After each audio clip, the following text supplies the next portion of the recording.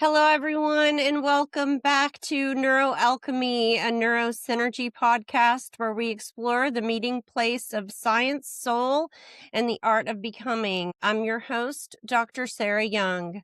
Here on Neuroalchemy, we slow conversations down on purpose. We define terms clearly. We name complexity without overwhelming, and we approach healing as a multidimensional nonlinear process that honors both the brain and the lived human experience.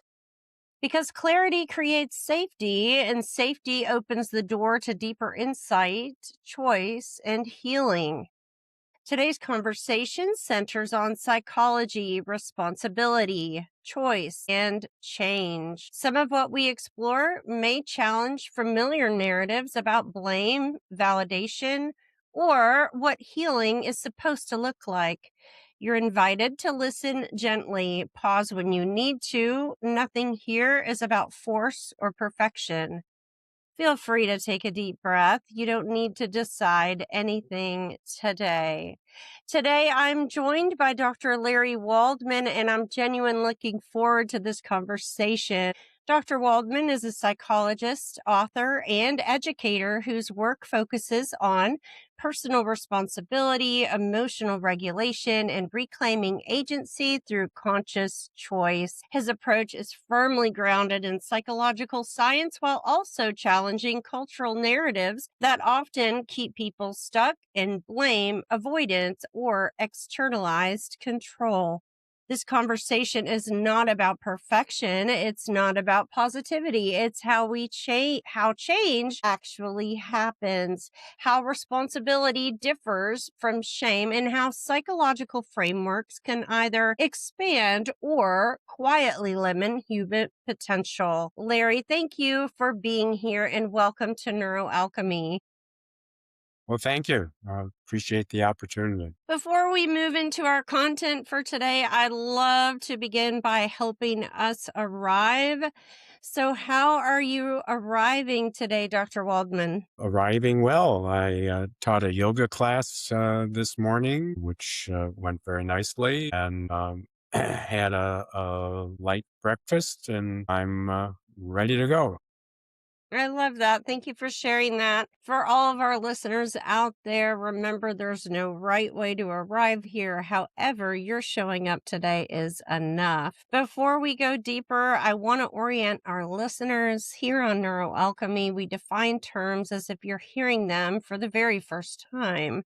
Not because you're uninformed, but because language shapes perception and perception shapes experience. Psychology is a science, but many people were never taught what kind of science it is or how different psychological frameworks shape the way professionals think, assess, and intervene. So, Larry, to begin, I'd love your help clarifying a few foundational ideas. When we say psychology is a science, what does that mean in practical terms for research, theory, and clinical application? Well, it certainly is a science in every sense of the term. There are rules, if you will. There are paradigms. There are ways to research what's happening and so forth. It might not be quite as clear as atomic research or whatever, or something like that. But it's clearly a science which has different facets. So for example, when you see, let's say, a therapist for one reason or another, and this therapist is well trained, he or she should look at the client and make a determination as to what type of treatment is appropriate. There's plenty of research in those arenas that will tell you, yes, this is appropriate for this kind of thing, and this is appropriate for that, and so on. And so hopefully you're not seeing a therapist who is a one-trick pony, if you will, but rather is familiar and skilled with all the various therapies. How does psychological science differ from what many people are seeing today in terms of coaching, self help, or philosophical approaches to behavior and change? Well, I'm not so sure they're different. There's a lot of similarities from my perspective, and it's something that I would always teach my young graduate students when I did adjunct instruction. I always made sure that they these students had this proper perspective, and that is there are really four schools of thought, if you will, and each school looks at pathology, if you will, or problems in a different way, and of course they look at treatment a different way. Now, it's not to say that any one of those is better or worse than another one. It's what's appropriate for the client at that time. Now, if you like, I can go further and explain them, but I'll leave that up to you.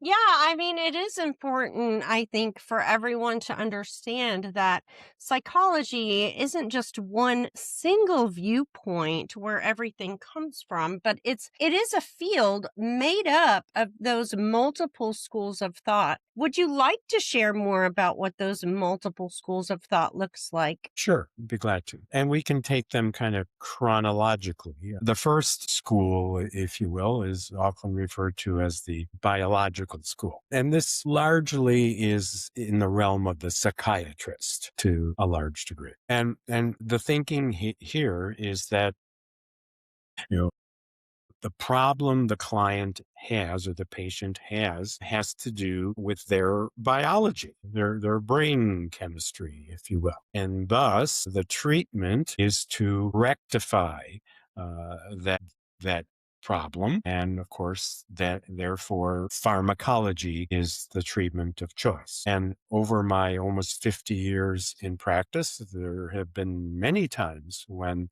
I was very pleased to have two psychiatrists in my office that I could refer patients to so that they could benefit from a medical or a biological intervention along with another one as well. And that of course was the earliest view, if you will.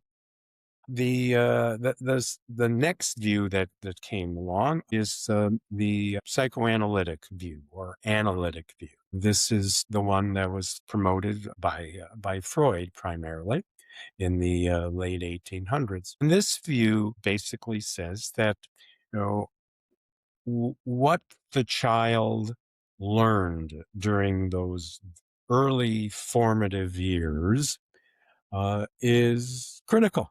For example, let's say a child was raised in a broken home. One or both of the parents were alcoholics. There were daily fights. Things would get thrown sometimes, pots and pans or whatever. And of course, the child is, as I like to say, naked and naive.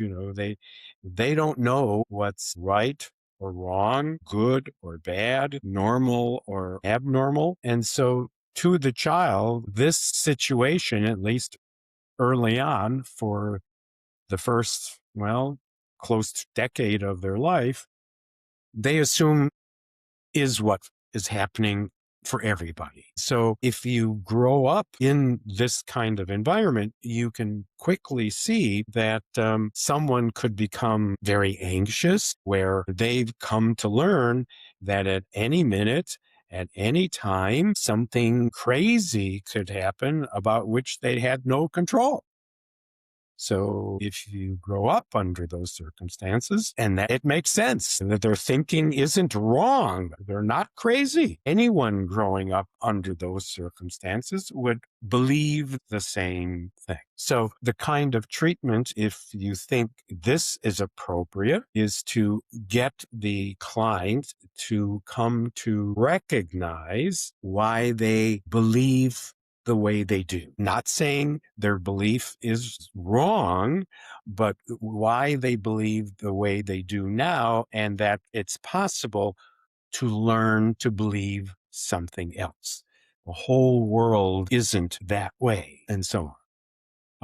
Typical example that I might that I ran across many times is a female client, says, comes into me and I just broke up with my boyfriend.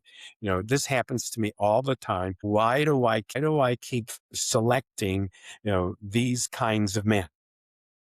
Well, immediately that to me triggers, we want to look at things analytically because dollars to donuts, so to speak, there are issues that she has with her father or lack of father, perhaps. And so that's where that comes from.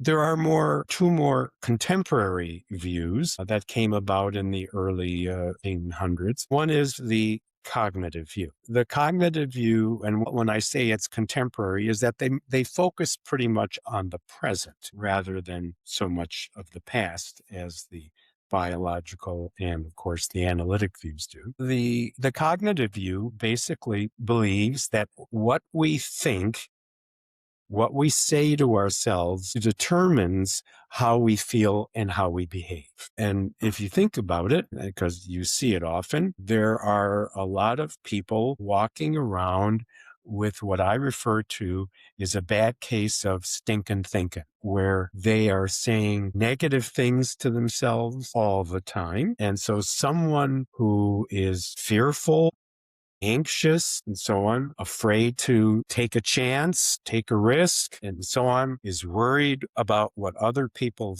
might think about them, etc., is most likely doing a number on themselves by thinking in a very negative, self-negative kind of way. And if that appears to be the appropriate approach for that patient, well, obviously, then what needs to be done is to help that person recognize, again, what they're doing to themselves, what they're saying to themselves. Many times, particularly during the first session, I'll make little chit marks or little marks on my notes every time the patient makes a negative comment about themselves. And sometimes near the end of the hour, I've got 15, 20, negative comments and I'll feed some of them back to that person and say, look, if you are telling yourself that you're not going to succeed, that you never win, et cetera, how then can you proceed in a positive way? It's going to be difficult. And then finally, the most recent one, again, a contemporary view, is referred to as the behavioral perspective, the behavioral view. This is the view where the consequences of your behaviors determine who you are. So that when you behave, when you do something, you receive a consequence more often than not. It could be a positive one, it could be a negative one, or it could be a neutral one, or no consequence at all. And based on what is going on over your life, that shapes you. Now, what happens for a lot of people is that they do things that might make them feel good at the moment, but but have negative consequences, like drug use, for instance. It feels good for the moment, but obviously the consequence of that is a negative one. Or interestingly, I use this a lot with parenting. If you ask parents, what's the most valuable thing you could give to your children, you hear them saying, well, love and respect and discipline and things like that. And all of that's true. But what all that really looks like to the child is attention. So that, making a longer story short, the most valuable thing a parent can provide to their child is attention, individual attention. And so the $64 question then is, when do most parents provide their attention to their kid? And if you study this, what you find is, and the research is very clear, that about 90% of the time when the child is misbehaving, the parent is attending to them. And only about 20% of the time when the child is behaving appropriately is the parent attending to them. So again, the consequences of that child's behavior, you see, is basically teaching him or her that it pays off to be bad, pays off to misbehave, and so on. And so what a therapist in this mode does is, again, I keep talking about understanding, getting the client to understand what are the consequences of the behavior and change them.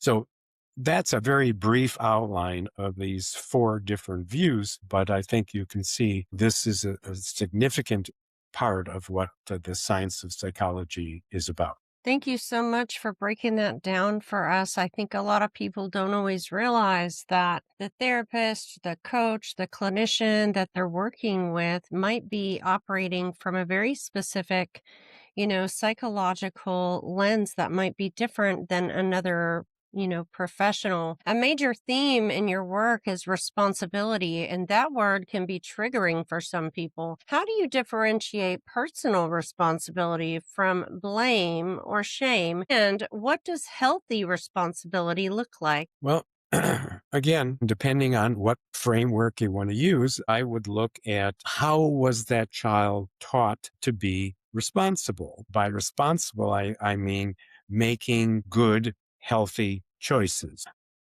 Now, again, if you have a parent who's indulgent with the child and expects very little, well, I think you can begin to see what's likely to happen as they mature. If the parent was kind of a drill sergeant, if you will, and very negative about doing things they're supposed to do, it's possible the child could rebel against that. Again, a lot of it depends on where did this come from. Hopefully, what happens is that the child was raised in an environment where they were first clearly instructed about what it is they were supposed to do, because sometimes we're not clear about that. And once the child does it, they were rewarded or reinforced for it. So the child comes to understand that, yes, it pays off to have a clean room, or to make your bed, or to do your homework on time, et cetera, et cetera. Whereas unfortunately, some kids never get that. And we see that later on in life. Responsibility is lacking. You emphasize choice as a core mechanism for change. From a psychological and neurological perspective, how does choice function in the brain? That's probably above my pay grade, I guess. I can't really respond to that. I'm not working within the brain, if you will. That's okay. What do you think gets in the way of people believing that they have real choice? Well, that's a different, well, again, and thank you for that question. There certainly, it comes back to what we've been when talking about. Children growing up have, hopefully come to learn that they do have options. Now, I've seen parents talk to 3-year-olds and say, okay, would you rather do this, or this? Well, for a 3-year-old, no, they're not ready for that. So early on, I think it makes the most sense for parents to pretty much direct the child. However, as they approach, pre-adolescence and certainly adolescence and so forth, the time comes where, yes, they should be given options. Frankly, even the option to fail sometimes, and then allow what we call the natural consequences to occur. I never made my kids do their homework and so on. But if the if one of my sons neglected to do their homework, I would say something like, that was a poor choice. And I've sent an email to your teacher indicating that you chose to blow off your homework, and she can apply any consequence that she thinks is appropriate. We live in a culture that often confuses validation with permanence. How can you help people feel seen and validated without reinforcing a stuck identity? You broke up at near the end. Could you give me that question again, please? Absolutely. So how do you help people feel seen and validated without reinforcing a stuck identity? Well, again, it goes back to being willing to take a chance to put themselves out there. One of my books talks a lot about that, which it's entitled "Too Busy Earning a Living to Make Your Fortune." And the key point there in that book is so many people are stuck in jobs they don't like. They hate going to work. They don't like what they're doing, and so on. They don't feel fulfilled, and so on. But they're stuck. They're scared. They don't know what the alternative is, and so on. And I get it. I mean, yes, it is a scary proposition. But if you don't make a move, then you're going to spend an entire career doing something, career calling it that, I guess, doing something you don't care for or unhappy with. And that's Nothing changes if nothing changes, right? exactly. You're right. That's right. Change is good. And of course, it's risky. It always is. Making a new choice can be a scary thing, but that's what makes us grow. We grow from that. And feeling confident in ourselves that we can make an effort. Now, that doesn't mean that every effort is going to be successful. No. As I say in my book, making an effort and failing is not a terrible thing. One, you may have learned something that doesn't work. And two, at least you tried. I recall Michael Jordan's, if you remember him, the famous basketball player with the Chicago Bulls, once said, "I missed every shot I never took." And that's what happens. If you don't take a shot, then we know for sure you're going to fail. What role does discomfort play in growth? I think it does a lot. I mean, if we could live a life where all the growth occurred with good consequences, that would be wonderful, but that's not real. In fact, I firmly believe we learn more from our mistakes than we do our successes. So Absolutely. I couldn't. and so, yes, but at least we're trying, and so on. Uh, and so it's important that we keep making those efforts. My wife and I have often talk about this, because I do various things and so on, and I call it throwing mud against the wall, hoping that something sticks. Okay. And my wife teases me, "Well, yes, fortunately, many things have stuck, but there's Mount Kilimanjaro at the bottom of the wall here." And that's true, but it shows how much I've tried and how much I've learned from things that didn't work. But if you keep trying and you keep learning, then you're likely to become successful. You've been in this field a long time. Where do you see people unintentionally sabotaging their own healing, even when they're highly motivated? Well, sometimes they don't get the right direction, if you will. One good thing in the States, it at least brought it out that it's okay to seek counseling. There still is, though, that stigma about getting help. And trying to do some of these things on your own is difficult, and that's why it's there. I mean, as I've said often, if you're driving down the street and your transmission and your vehicle starts making a really terrible sound, you go somewhere and you fix it. Well, if you're having problems with your kids or your marriage or your own thoughts or your job or whatever, why not fix it? Try to fix it. Seek a specialist, just like you seek a transmission specialist, you seek a mental health therapist. Many of our listeners explore integrative, somatic, and nervous system based approaches. How do you see responsibility, cognition, and choice integrating with body based or trauma informed work rather than opposing it? I'm sorry, you broke up once again. Could you repeat that, please? Of course. So many of our listeners explore integrative, somatic, and nervous system based approaches. The question was, how do you see responsibility, cognition, and choice integrating with body based or trauma informed work? Well, I think there is a connection there. Yes, I mean, I think it's clear, it should be clear that while I noted these four different perspectives, it doesn't mean that they can't interact and interrelate. And certainly they do. So obviously when we're doing things the right way, behaving, thinking, feeling, and so on, it's going to integrate well with our biological processes. And of course, vice versa. When some of those things are not moving in the right direction, we feel it in an organic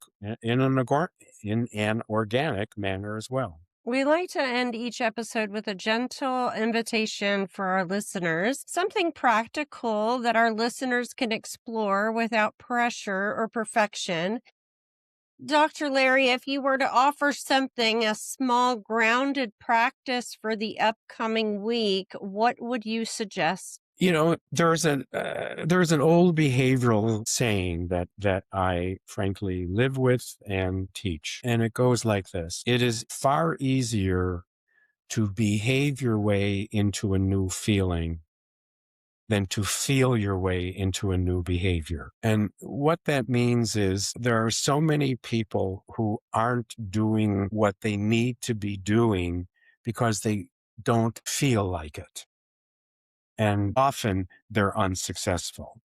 Rather, go ahead and do it and then feel the success of having done it. And that is far more beneficial. I think that may be my favorite. Thank you so much for sharing that. And before we close, what do you most hope listeners walk away understanding about themselves, their psychology, or their capacity for change? Well, I hope they realize that psychology is a science and that people who provide treatment and so on are semi-scientists as well. And that there are differing views, and hopefully they'll find someone who can apply the right view for their treatment. May I mention some of the books I have that? Yeah, I've written 8 books, and I'll just list them. In fact, kind of referred to some of them already here. Who's Raising Whom? Was my first one. Coping with Your Adolescent. How Come I Love Him But Can't Live with Him? My marriage book. I did mention previously, Too Busy Earning a Living to Earn Your Fortune, Overcoming Your Negotiophobia, Love Your Child More Than You Hate Your Ex. And my latest one is Silver Sex, Insights into Senior Sexuality. And by the way, I do a lot of professional speaking to the community and also uh, other associations that I'm always open to. Thank you so much for that. And for everyone, Larry will be sending me his links, and those will be available in the show notes for anything that Larry would like to direct you to. That will be available.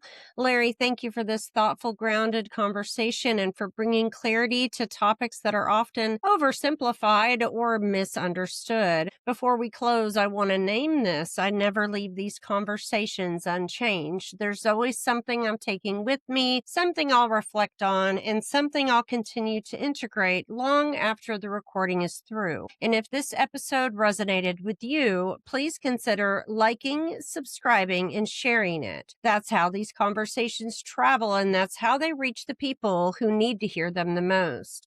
To our listeners, thank you for spending this time with us together today. If today's episode stirred something, let it be an invitation instead of a demand. Healing doesn't happen through force, it happens through awareness, choice, and small moments of honesty. This is NeuroAlchemy, a NeuroSynergy podcast. I'm Dr. Sarah Young. Until next time, keep listening inward, honoring your capacity, and becoming who you're meant to be. Bye for now.